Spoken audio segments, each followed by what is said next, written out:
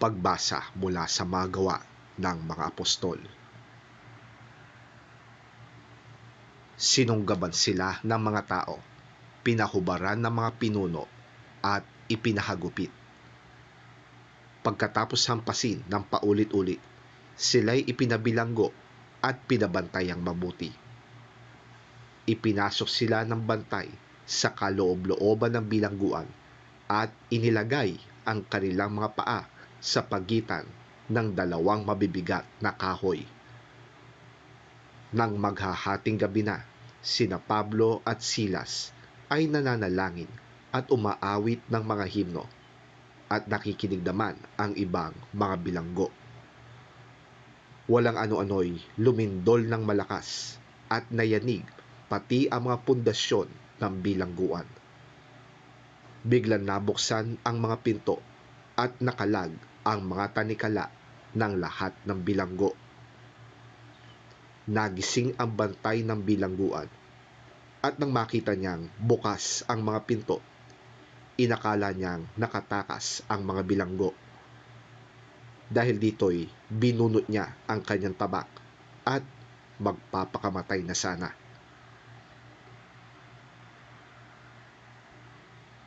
Ngunit sumigaw si Pablo, "Huwag mo saktan ang iyong sarili. Narito kaming lahat." Humingi ng ilaw ang bantay, patakbong pumasok at nanginginig na nagpatira pa sa harapan ni Pablo at Silas. Sila ay inilabas niya at sinabi, "Mga Ginoo, ano po ang dapat kong gawin upang ako'y maligtas?" Sumagot naman sila, "Sumampalataya ka sa Panginoong Hesus at maliligtas ka, ikaw at ang iyong sambahayan." At ang salita ng Panginoon ay ipinahayag nila sa kanya at sa lahat ng nasa kanyang bahay. Nang gabi ring yon, hinugasan ng bantay ang kanilang mga sugat at siya'y nagpabautismo, pati ang buo niyang sambahayan. Pagkatapos, sila ay isinama niya sa kanyang tahanan at ipinaghanda ng pagkain. Masayang-masaya ang bantay at ang kanyang buong sambahayan sapagkat sila'y nakakilala sa Diyos.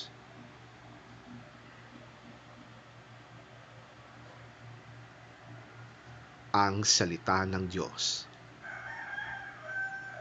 Salamat sa Diyos.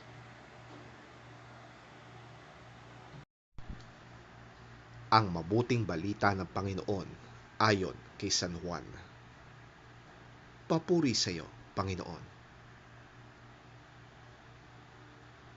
Ngunit ngayon, pupunta na ako sa nagsugo sa akin, at wala ni isa man sa inyo ang nagtatanong kung saan ako pupunta. Ngayon, sinabi ko na sa inyo, lubha naman kayong nalungkot. Subalit, dapat ninyong malaman ang katotohanan.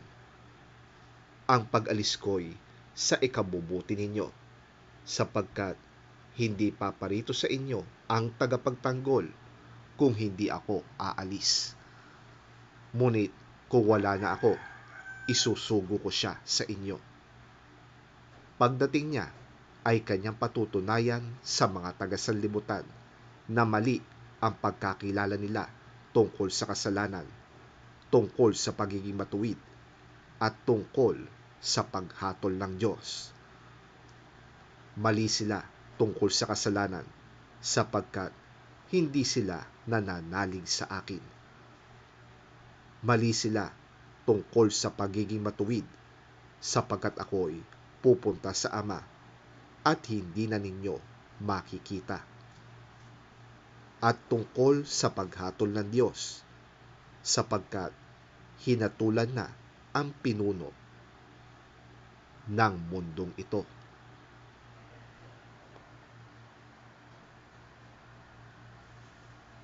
Ang mabuting balita ng ating Panginoon. Pinupuri ka namin, Panginoong Hesukristo. now I am going to him who sent me. Yet none of you asks me where I am going. And now that I have told you, your hearts are full of sadness. But I am telling you the truth. It is better for you that I go away. Because if I do not go, the Helper will not come to you. But if I do go away, then I will send him to you. And when he comes, he will prove to the people of the world that they are wrong about sin, and about what is right, and about God's judgment. They are wrong about sin because they do not believe in me. They are wrong about what is right because I am going to the Father and you will not see me anymore. And they are wrong about judgment because the ruler of this world has already been judged.